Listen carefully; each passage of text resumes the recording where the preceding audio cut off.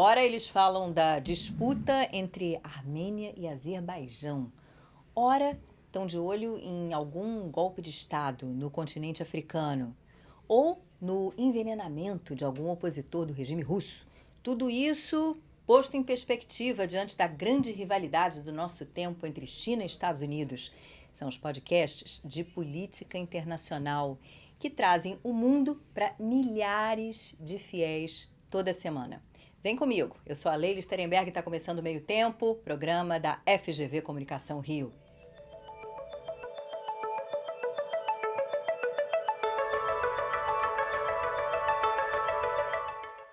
Eu recebo hoje o comandante Leonardo Matos, do Conexão GEL, e o professor de Política Internacional, Tanguy Bagdadi, que é cofundador e co-apresentador do Petit Jornal. É uma honra ter vocês aqui, bem-vindos. Muito obrigado, prazer é nosso. Prazer todo nosso. Vamos começar como a gente costuma, que é quebrando o gelo.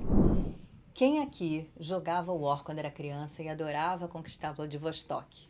Então, eu jogava War quando era adolescente, quando era criança, adorava conquistar Vladivostok, mas desde o início minha paixão era o Oriente Médio. Eu descobri naquela época que conquistar o Oriente Médio me dava acesso a muitas regiões. Mas eu comecei a ter problema em casa porque minha irmã chorava, dava problema de família, dava briga, então eu dei uma pausada no War, mas sempre gostei muito. E o passarinho me contou que você joga até hoje, Leonardo. Verdade. Na verdade, nós jogamos em família nas férias, normalmente, né? Programa que imperdível. Os meus sobrinhos, inclusive, até me cobram quando não tem, porque realmente acaba sendo um jogo que virou um jogo de família, bastante divertido. E Vladivostok, obviamente, sempre foi um dos territórios aí prediletos aí para ser conquistado. Bom, Vladivostok fica lá no extremo leste da Rússia, para quem não está lembrando ali do tabuleiro do War, mas vamos trabalhar, pessoal. Capitão de Mar e Guerra, professor de Geopolítica e coordenador do Núcleo de Avaliação de Conjuntura da Escola de Guerra Naval, certo? Certo. Como é que virou podcaster? Essa é uma boa questão. Na verdade, eu já estava na Escola de Guerra Naval, dando aula de geopolítica já há 7 anos, e um dos alunos meus me cobrou isso, né? Ele falou exatamente a questão de, professor, quem que a gente vai escutar ou quem que a gente vai seguir em termos de política internacional, em termos de geopolítica, quando acabar o curso? Por que o senhor não vai para as redes sociais? Naquela época eu tinha Facebook, LinkedIn pessoal apenas, e os alunos vieram com essa proposta do podcast.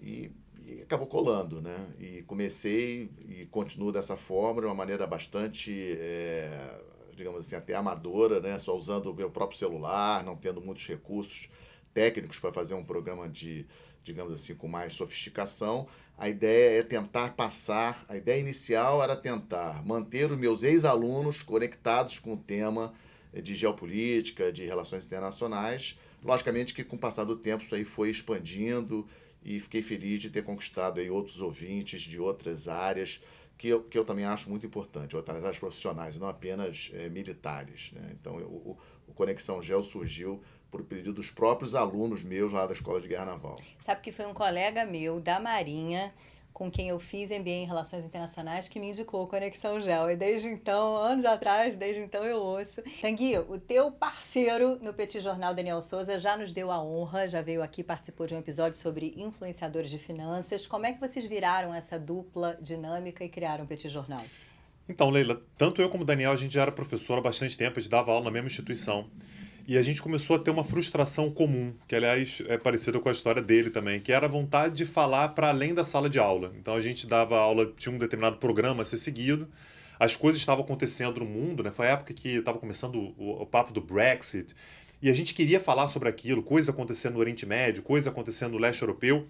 A gente queria falar sobre aquilo, só que a gente não tinha um espaço para isso. A gente teve a oportunidade de fazer um curso em Boston, né, na Boston College, na verdade, aconteceu inclusive naquele hotel de Bretton Woods, né, lá em New Hampshire. E lá a gente começou a se ligar um pouquinho mais na ideia de usar a tecnologia para a educação e tudo. Então, quando a gente voltou desse curso, a gente decidiu que a gente precisava fazer alguma coisa tecnológica. E, a princípio, era muito mais um espaço para a gente, era quase uma terapia, né? A gente poder falar sobre reflexões que a gente fazia. Então, o nosso primeiro público também eram os nossos alunos. Ó, se você quiser saber mais, acompanhar, eu não posso falar isso aqui na aula porque a gente tem outros assuntos para falar, mas tem um podcast que a gente está fazendo. E foi com foi muito despretensioso. E foi com uma certa surpresa que a gente viu o público crescer, as pessoas que não tinham qualquer tipo de relação direta com a gente começando a dizer que gostavam, e desde então, portanto, a gente mantém. A gente vai para 8 anos de podcast daqui a pouco. É impressionante. E vocês, só no YouTube tem mais de 46 mil inscritos, Leonardo tem quase 10 mil, e tem um primo de vocês, outro podcast internacional, que é o Xadrez Verbal, que tem mais de 200 mil. O Felipe Figueiredo, que para quem conhece o programa é o homem por trás do tabuleiro, se você já ouviu, você sabe do que eu estou falando, gravou um vídeo para nós. Vamos ver. Oi, Leila. Oi, pessoal. Olha, a história resumida, digamos assim, do Xadrez Verbal é que ele começa como um blog em 2013. Naquele momento da minha vida eu estava estudando para o concurso de admissão à carreira de diplomata, né, o CACD, e como parte, né, da preparação e como parte de algumas questões ligadas, inclusive, à pressão psicológica da preparação, eu decidi começar um blog para ajudar a canalizar, externalizar os meus estudos, né, produzir alguma coisa naquele momento. 2 anos depois, o Matias, né, que faz o podcast junto comigo, ele já trabalhava com podcasts e ele deu a ideia da gente criar um podcast. Eu também já estava trabalhando como colunista de política internacional. E aí, em 2015, surge o podcast. O podcast ele foi crescendo com o passar do tempo, em todos os sentidos, inclusive na duração do programa, né? Tem bastante gente que brinca com a duração do programa, mas é muito curioso que quando a gente começou, a gente tentava fazer um programa bem mais curto, e as pessoas falavam, não, pode fazer mais longo, pode se debruçar mais nos assuntos e cobrir mais assuntos, né? O que acaba talvez sendo a nossa grande característica e um dos principais desafios, né? Que é o fato da gente cobrir notícias, tentar cobrir notícias do mundo inteiro, inclusive dando destaques, né, a notícias que às vezes passam, né, meio despercebidas. Então, sobre questões especialmente ligadas à Oceania, Oriente Médio e o continente africano e, claro, a nossa quebrada latino-americana. E para isso, aí então, o podcast também só é possível com as redes sociais e pesquisa de várias fontes, pesquisas com fontes locais, dependendo do assunto daquela semana. Então, acho que é mais ou menos isso a nossa história e os nossos desafios. Muito obrigado. E verdade que ele foi teu aluno, Tanguy? Foi meu aluno. Quando ele era candidato à carreira diplomática, ele é de São Paulo. Eu, apesar de ser do Rio, eu dava aula em São Paulo. Então, eu ia semanalmente para São Paulo. Aliás, o Daniel também, que faz o Petit Jornal comigo. Então, foi nessa época que a gente o conheceu. E ele foi muito gentil, inclusive, porque várias vezes, quando começou o Xadrez Verbal, a gente era convidado. Então, a gente participou de vários episódios do Xadrez Verbal. E foi uma das inspirações também para a gente fazer o Petit Jornal. Claro que a questão do tempo é o oposto, né? Enquanto ele faz um episódio muito longo, o nosso objetivo era fazer algo bem mais curto, né? E acaba sendo bastante complementar. A gente tem, inclusive, um público que é compartilhado, né? O público que ouve a gente costuma ouvir o Xadrez Verbal também. O Xadrez Verbal tem 2, 3 horas de duração, ao passo que Conexão Gel tem 20 minutos. E você tenta ficar nesse tempo, não fazer algo muito extenso. Isso é um desafio. Hoje em dia, com a quantidade de pautas que nós temos, e como a proposta do Conexão Gel é ser semanal, acaba a quantidade de assuntos para falar realmente uma luta para tentar espremer e tentar sintetizar, mas sempre com qualidade. Uma preocupação que eu tenho também no Conexão, e por isso que algumas pautas eu acabo tirando e não falando, algumas coisas que aconteceram ao longo da semana, e é engraçado porque alguns ouvintes depois me mandam mensagens, dizendo, mas professor, você não falou sobre isso, não falou sobre aquilo, porque também tem que dar alguma qualidade de análise, né? Não é somente dar notícia. A proposta do Conexão Gel também não é apenas dar notícia, é fazer uma análise sobre fatos aí da geopolítica internacional da semana. E é um sufoco, né? Às vezes conseguir espremer assim, em 20 minutos é um grande desafio e alguns assuntos realmente acabam ficando de fora. Uma coisa que o Felipe falou que eu acho que é muito importante, e eu incentivo demais aos meus alunos, aos ouvintes do Conexão Gel, é a questão de acessar as mídias locais. Eu acho isso fundamental. Há uma tendência nossa, acho que é compreensível, de nós acessarmos as mídias tradicionais dos grandes centros, Estados Unidos, Reino Unido, França, mas eu sempre incentivo e tenho tido assim, muita riqueza de informação indo para mídias de Israel, da Índia, da Indonésia, inclusive, China, Japão, não ficando apenas naquele mainstream de grandes mídias de Reino Unido e Estados Unidos.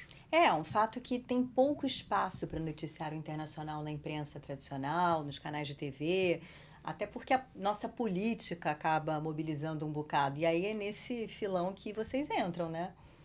E dessa maneira a gente consegue, inclusive, fazer uma contraposição, né? Você vê uma notícia na Reuters, e aí quando você vai ver o que a imprensa local está dizendo, às vezes é uma outra interpretação, você tem algumas camadas a mais, isso é uma coisa que a gente faz muito também. A gente faz episódio todos os dias, né? Então, ter outras possibilidades, outras fontes, outros lugares de onde poder puxar a informação, para a gente é estratégico também, é fundamental. Pois é, vocês fazem episódio do Petit Jornal de segunda a quinta, sexta-feira tem o Petit Invest, ainda tem o Petit Cursos, que é uma outra história. E aí como é que vocês se pautam essa dinâmica? É de véspera, é no dia, você acorda e aí abre vários sites e, bom, hoje vamos falar disso, como é que é? Então, isso é engraçado porque às vezes o pessoal me encontra, por exemplo, na hora do almoço e me pergunta assim, o que vocês vão falar hoje à noite? Eu não faço a menor ideia, eu não sei porque as coisas ainda estão acontecendo. Então, eu costumo começar a fazer a pauta, e a rotina do Daniel me parece que é mais ou menos parecida, ali por volta de 5 da tarde, a gente grava às 9. Então, às 5 eu começo a dar uma olhada, o que eventualmente pode aparecer, quando dá 6 horas eu começo, de fato, fazer a pauta. Demora normalmente ali 1h30 para ver todos os assuntos, ver se seleciono os primeiros assuntos, ver se não tem nada que seja mais importante. E uma coisa que acontece às vezes, você trabalhou durante muito tempo em televisão, você sabe disso, o episódio é às 9, às vezes às 8h30 aparece uma notícia que não tem como ficar de fora. As pessoas vão ouvir o episódio no dia seguinte querendo saber sobre aquilo. E aí rola aquela correria de tentar se inteirar o máximo possível. E a sinceridade é fundamental, né? Que olha, a gente não tem informação completa. E essa é uma coisa que a gente faz no episódio sempre, a gente sempre dá a hora. A gente está falando no dia tal, na hora tal, para saber, poxa, aconteceu alguma coisa. 1 hora depois, realmente a gente não tinha como saber, mas já sabendo que no dia seguinte tem outro episódio, então a gente consegue sempre renovar a informação. E Leonardo grava na quinta noite, e se acontece algo depois?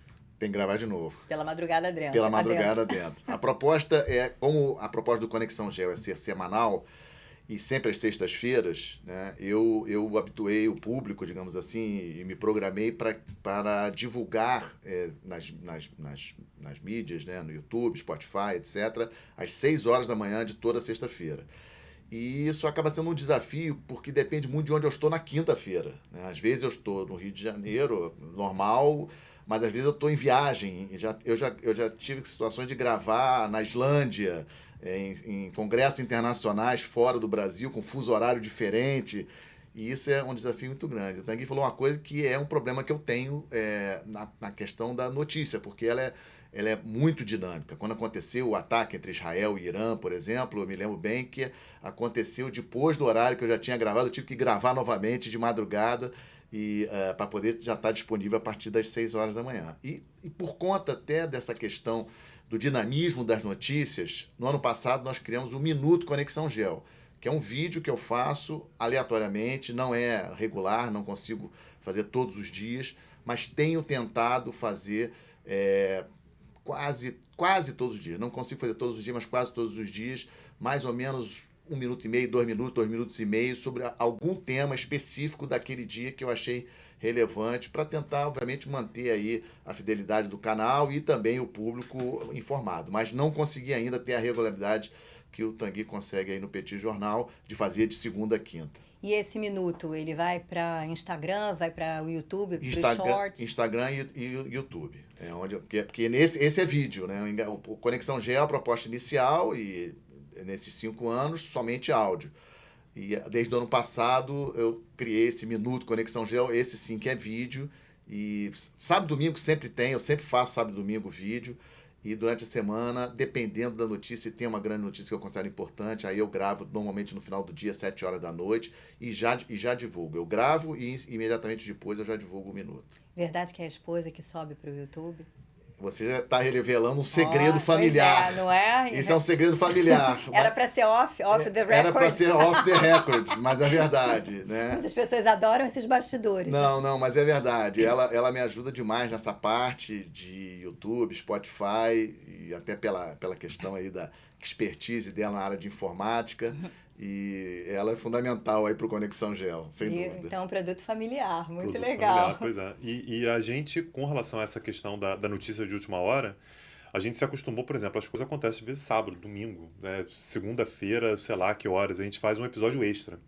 Isso também é uma coisa que assim, é eletrizante, né? Porque a coisa aconteceu, a gente tenta ali em uma hora e meia, tentar ver o que teve de mais fundamental e trazer informação no calor do momento, ainda sem uma depuração de uma análise muito longa, o que aconteceu, qual foi a cadeia de eventos, mas trazer para quem está ouvindo a gente o que aconteceu de mais imediato.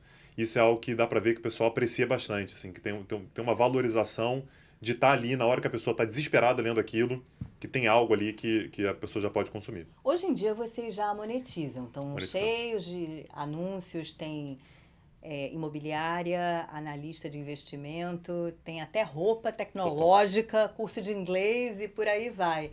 Então virou um full-time job para vocês, quer dizer, vocês têm outras ocupações, mas é um trabalho efetivamente. É um trabalho efetivamente. Agora, para quem pensa em fazer podcast, a gente passou uns bons 5 anos aí trabalhando, não é de graça, né? A gente pagava para trabalhar, para fazer a manutenção, para a gente ter trabalho. Então, era algo que a gente já fazia, já tentava ter essa regularidade sem qualquer tipo de retorno.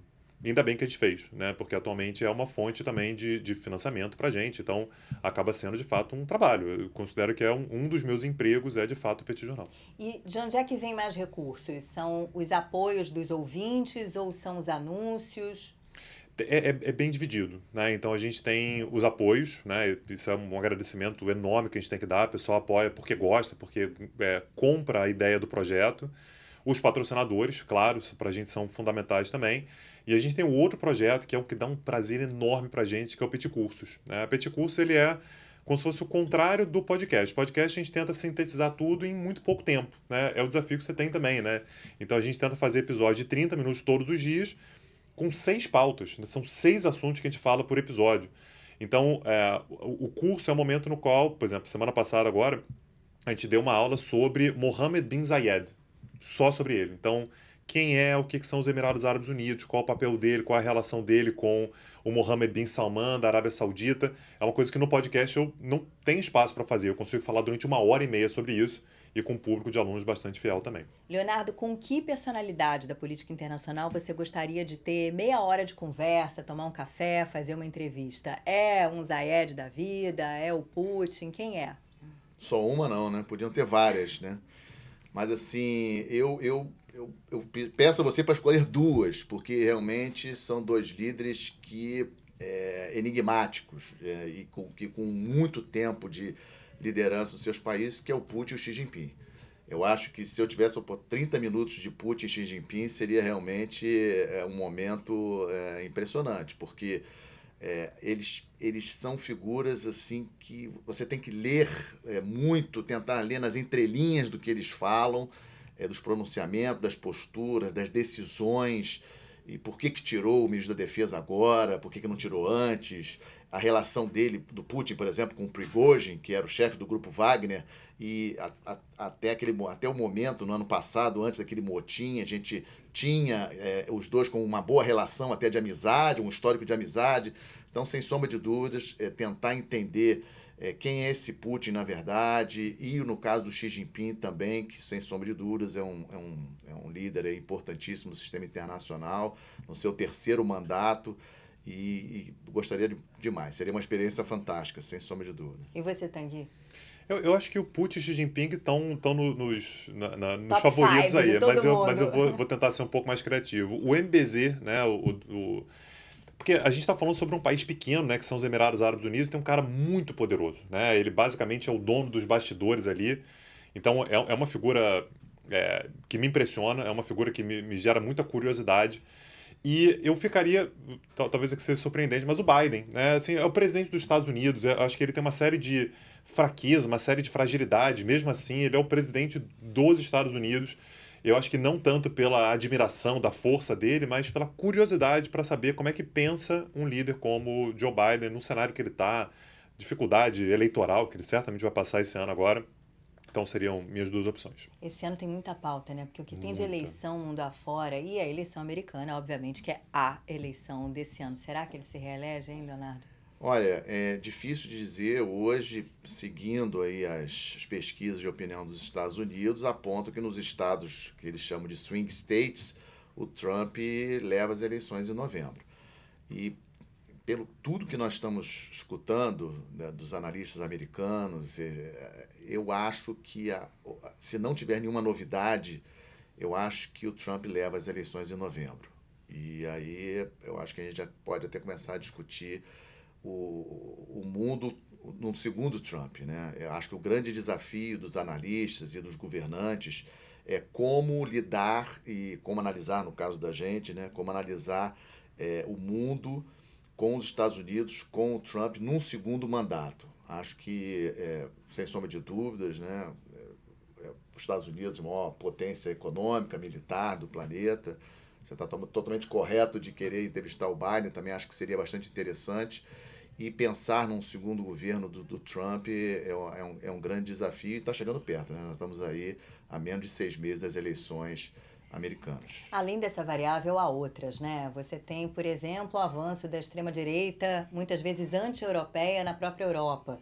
Agora, em junho, eleições para o parlamento. Isso é algo importante também, que a gente tem que ficar de olho, para usar a expressão que você usa direto. Estamos de olho. E, evidentemente, a situação do Oriente Médio. Se há uma normalização de relações, por exemplo, entre Israel e Arábia Saudita, é algo também que muda um bocado a situação por ali, com repercussões maiores. Então, o que você está de olho para 2024, daqui para frente? Nossa, Tanguy? eu fico de olho em tanta coisa, Leila, porque assim, quando a gente começou o Petit Jornal, a gente tinha uma estrutura que era um episódio semanal, que era o bate-papo, então que a gente gravava junto, e a gente tinha uma pauta por dia que a gente alternava, que era um episódiozinho de 5 minutinhos, para a gente fazer alguma análise parecido com o minuto, né, que você mencionou agora há pouquinho, eram 5 minutinhos. E às vezes a gente ficava assim, caramba, eu tô procurando pauta, será que a gente vai encontrar alguma coisa e tal? E tinha dia que eu falava assim, cara, eu vou gravar sobre alguma coisa, mas não tem nada realmente apetitoso. Hoje a gente faz 6 pautas por dia, 5 vezes por semana e tem assunto. Então eu acabo dividindo a minha atenção para muitos temas.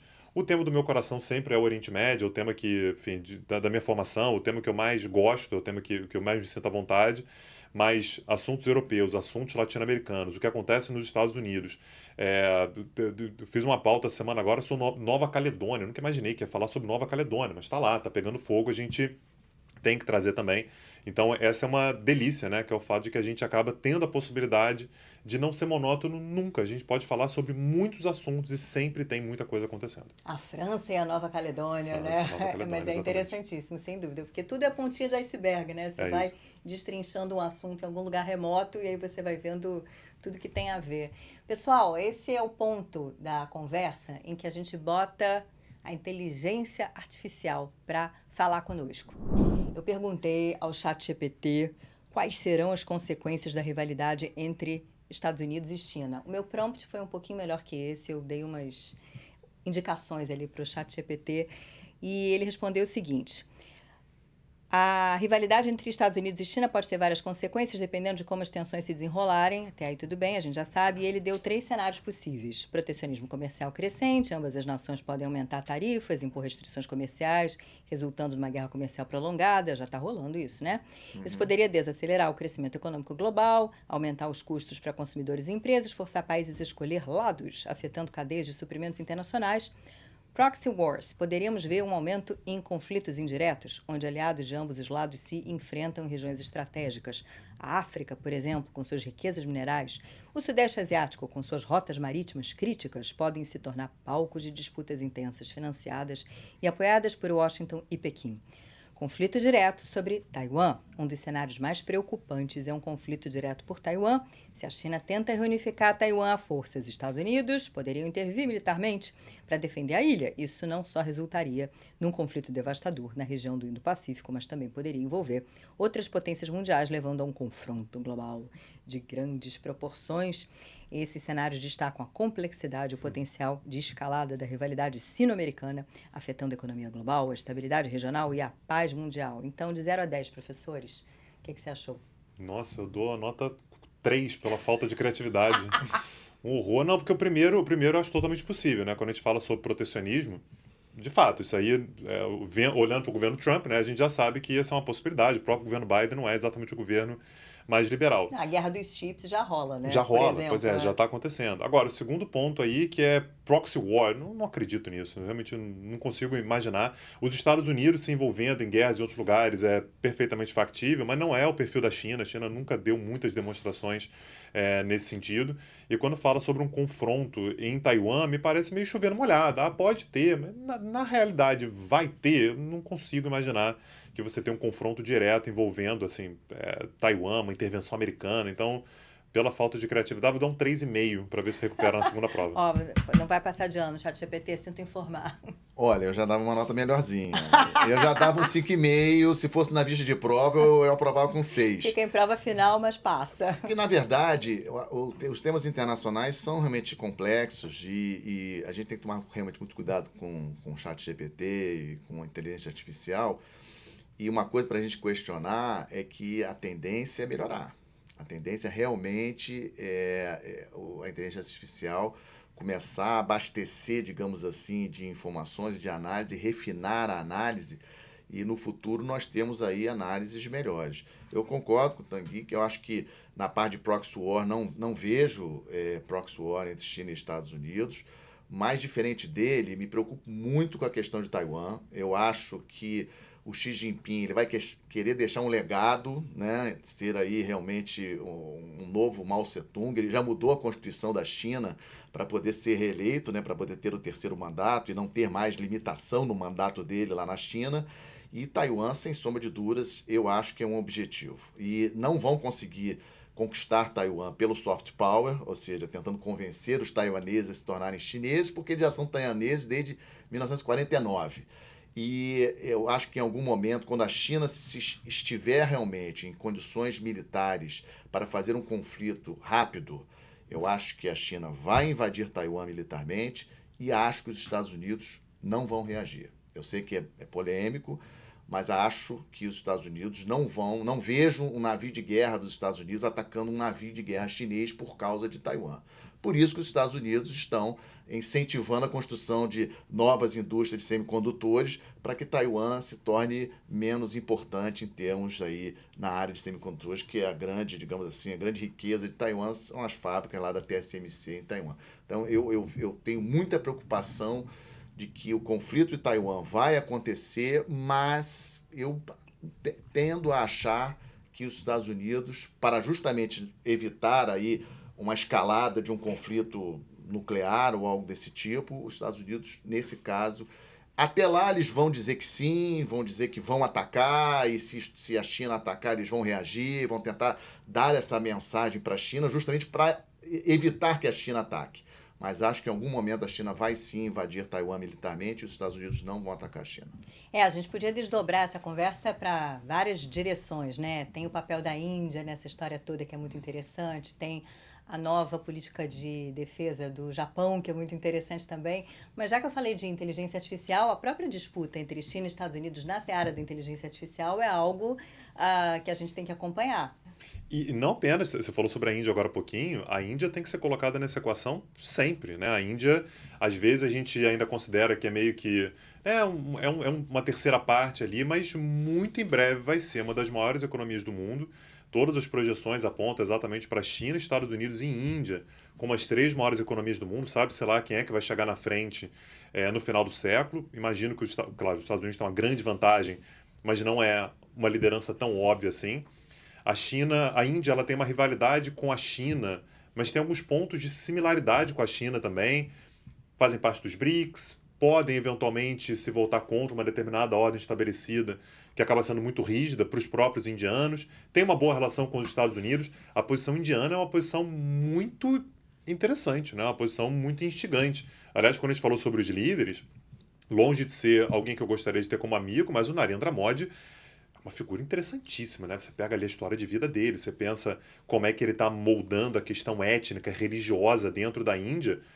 É algo fascinante, né? Algo que me chama muita atenção e certamente é um ponto de atenção daqui para frente. E tem essas eleições indianas que começam e não acabam nunca mais, e o uso que ele fez do G20, né, da presidência indiana do G20, eu acho que foi muito interessante, espalhando eventos do G20 pelo país, e como a gente sabe pouco da Índia no Brasil, na verdade, pouco, né? muito Isso é impressionante. Eu acho que Índia é, sem sombra de dúvida, concordo 100% com ele. Nós tínhamos que estudar mais Índia, vejo isso pelos meus alunos, né? O pouco conhecimento de Índia. A Índia pousou uma espaçonave na Lua no ano passado, isso não é pouca coisa. A Índia tem submarino de propulsão nuclear, tem indústria de defesa, ou seja, a Índia, corretamente, como o Tanguy comentou, vai ser uma das 3 maiores economias do mundo até o final desta década. A previsão é a Índia ser a 3ª maior economia do planeta até o final desta década. Já é a maior população do planeta e com uma média de idade mais jovem, né? Isso é muito importante. Nós estamos vendo essas questões demográficas aí em vários países, China, Coreia do Sul, Japão, Europa, vários países. E, diferente disso, a Índia tem uma população com uma média de idade jovem. Então, acho que nós temos que estudar mais Índia, conhecer mais Índia, um ator importantíssimo no sistema internacional, sem dúvida. População jovem em crescimento ainda, crescimento, né? Um negócio exatamente. que a China já não tem. Importantíssimo estudar mais Índia.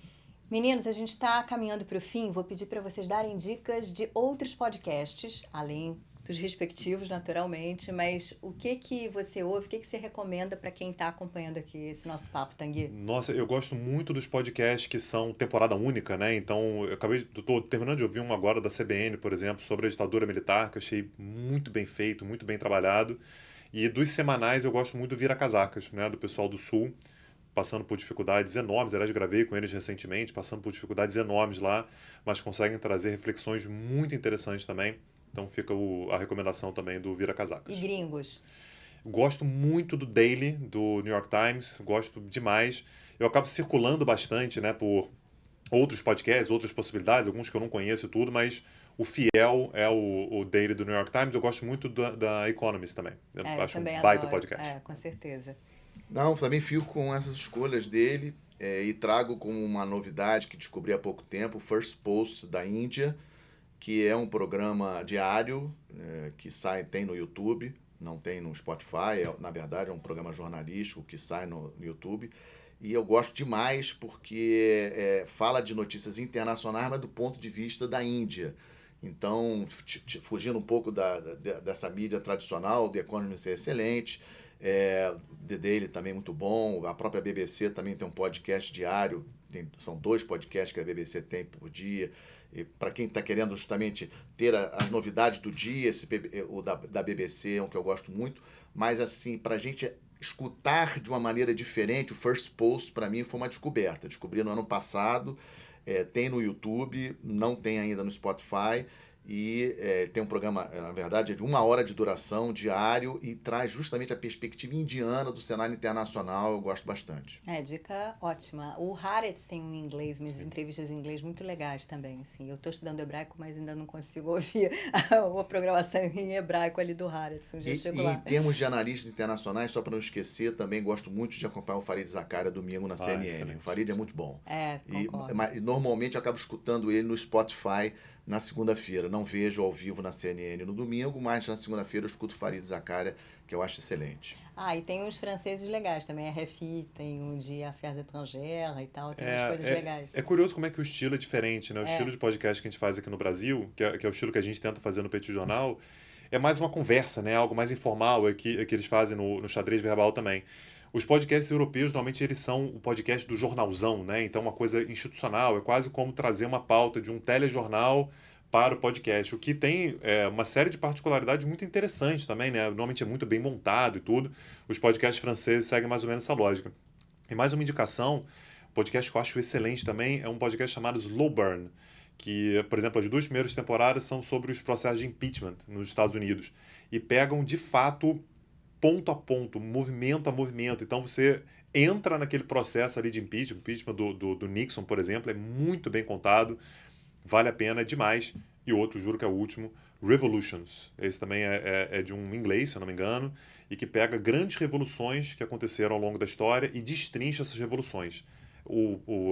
A temporada sobre a Revolução Francesa é sublime, é espetacular. Muito obrigada, adorei esse papo. A gente também. Muito obrigado, Super posso falar por obrigado. mim. Sou fã da Leila, muito fã, agradeço pelo convite. Uma grande honra. Para mim também, conhecê-la pessoalmente, né? Fã antigo, já dos tempos de Globo News, e à disposição para sempre que você precisar a gente voltar a conversar, porque pauta que não falta nesse cenário internacional. Com certeza. Pessoal, muito obrigada pela companhia, pela audiência e até o próximo Meio Tempo.